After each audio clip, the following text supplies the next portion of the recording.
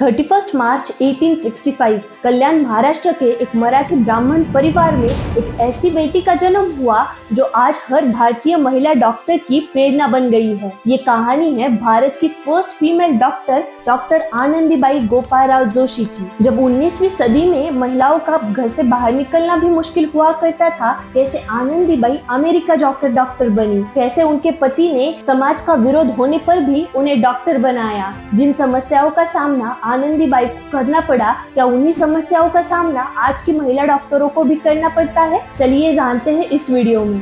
यमुना, जिन्होंने डॉक्टर आनंदी गोपाल जोशी के नाम से पहचान बनाई, भारत की first female western train doctor बनकर एक ऐसे वक्त में रिवॉल्यूशन लाया जब महिलाओं का घर से बाहर निकलना भी मुश्किल हुआ करता था। उनकी कहानी डिटर्मिनेशन, सैक्रिफाइस और करेज की एक अनोखी मिसाल है जो आज भी 140 साल बाद हमें इंस्पायर करती है। आनंदी जब सिर्फ 9 साल की थी तब उनकी शादी गोपालराव जोशी से करवा दी गई, जो उनसे 20 साल बड़े थे। लेकिन किस्मत की बात ये, गोपाल राव अपने जमाने के हिसाब से काफी प्रोग्रेसिव सोच रखते थे। वो समय ऐसा था जब महिलाओं का जीवन सिर्फ रसोई तक सीमित हुआ करता था।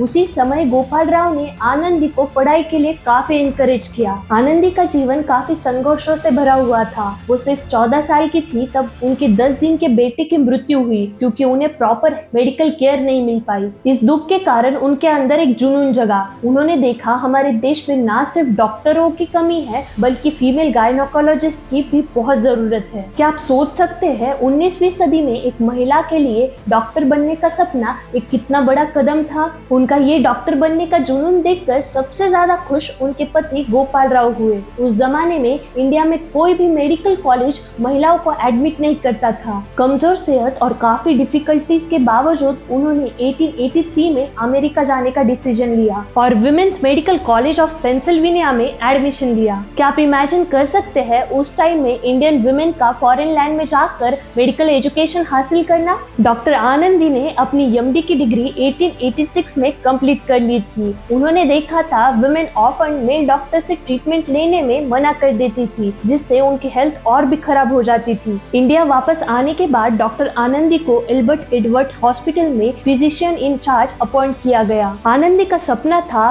वो इंडियन वुमेन के लिए मेडिकल कॉलेज एस्टेब्लिश करे, लेकिन अनफॉर्चुनेटली ट्यूबरकुलोसिस की वजह से 1887 में सिर्फ 21-22 की उम्र में उनकी मृत्यु हो गई। आज के वुमेन फिजिशियंस कॉम्प्लेक्स चैलेंजेस का सामना करती है जो कॉन्टेक्स्ट में काफी डिफरेंट है, लेकिन आनंदी के स्ट्रगल से काफी मिलते जुलते हैं। रिसर्च बताती है ऑलमोस्ट 40% वुमेन फिजिशियंस या तो मेडिसिन छोड़ देती है या फिर अपना रेसिडेंट कंप्लीट करने के 6 साल के अंदर ही अपने वर्क आवर रिड्यूस कर देती है। एक फिजिशियन ने नोटिस किया अगर एक वुमेन 80% एक अच्छी मदर है, 80% एक अच्छी वाइफ है और 80% एक अच्छी डॉक्टर है, तो 100% की जगह वो 240% काम कर रही है। ये चीज मैथमेटिकली इम्पॉसिबल है, लेकिन वुमेन पर रखे गए मेडिकल अनरियलिस्टिक एक्सपेक्टेशंस को दर्शाता है। आनंदी की ये जर्नी उनके हस्बैंड के वुमेन्स एजुकेशन के लिए एनकरेजमेंट के बिना इम्पॉसिबल होती। इसी तरह से रिसर्च कंफर्म करती है कैसे एक सपोर्टिव हस्बैंड और एक अच्छा मेंटर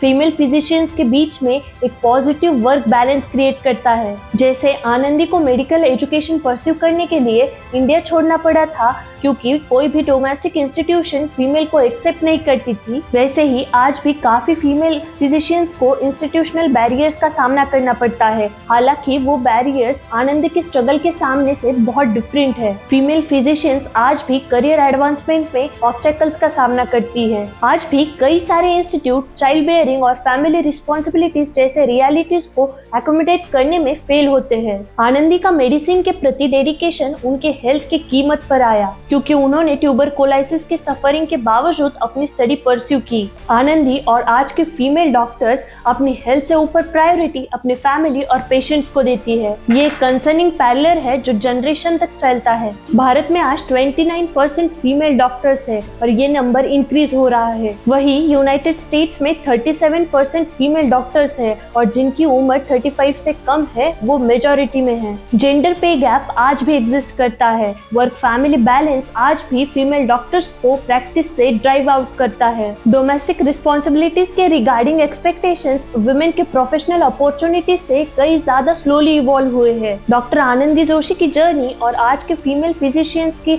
एक्सपीरियंस के बीच में रिमार्केबल पैरेलल प्रोग्रेस भी है और स्टैग्नेशन भी दिखाई देती है। आज वुमेन्स मेडिकल एजुकेशन में बैरियर्स लार्जली डिसअपियर हो गए हैं। बहुत से स्ट्रक्चरल और कल्चरल चैलेंजेस जनरेशन के अक्रॉस परसिस्ट करते हैं। वो स्ट्रगल जिन्होंने आनंदी के ब्रीफ और ब्रिलियंट करियर को डिफाइन किया, जो institutional resistance, health sacrifices, personal और प्रोफेशनल रिस्पॉन्सिबिलिटीज के बीच में टेंशंस, आज भी मेडिसिन में वुमेन के एक्सपीरियंसेस को शेप करता है। इस कंपैरिजन के कारण जो सबसे पावरफुल चीज इमर्ज होती है वो है फीमेल फिजिशियंस का स्टैमिना। डॉक्टर आनंदी का मेडिकल एजुकेशन के लिए ओशन क्रॉस करने से लेकर आज के वुमेन का वर्क फैमिली कॉन्फ्लिक्ट को नेविगेट करने तक इस रेजिलेंस ने मेडिसिन को स्लोली ट्रांसफॉर्म किया है। जैसे जैसे मेडिकल एजुकेशन वुमेन को सपोर्ट करने के लिए अपने स्ट्रक्चरल चेंजेस को चेंज करता है उनके नीड के अकॉर्डिंग, होप है कि फ्यूचर जनरेशन को उन ऑब्स्टेकल्स का कम सामना करना पड़ेगा जो ऑलमोस्ट 150 साल पहले आनंदी के इस बैरियर को तोड़ने के टाइम से वुमेन के पार्टिसिपेशन को कैटेगराइज करता रहा है। डॉक्टर आनंदी जोशी की जर्नी हमें दिखाती है कैसे डिटर्मिनेशन के सामने कोई भी बैरियर टिक नहीं सकता। डॉक्टर आनंदी जोशी की लेगेसी सिर्फ फर्स्ट फीमेल डॉक्टर होने तक सीमित नहीं थी। उनका करेज और डिटर्मिनेशन आज भी काउंटलेस वुमेन को इंस्पायर करता है। 1865 में जन्मी एक लड़की ने 19वीं सदी में जो इम्पॉसिबल था उसे पॉसिबल कर दिखाया। डॉक्टर आनंदी जोशी का सपना, जो कि मेडिकल हेल्थ केयर में वुमेन का इक्वल पार्टिसिपेशन और रिकग्निशन, एक दिन जरूर पूरा होगा। क्या आप आनंदी जोशी के बारे में जानते थे? तो कमेंट में जरूर बताइए। आपको इस वीडियो ने इंस्पायर जरूर किया होगा। ऐसे ही और वीडियोस के लिए चैनल को सब्सक्राइब जरूर कीजिए। धन्यवाद।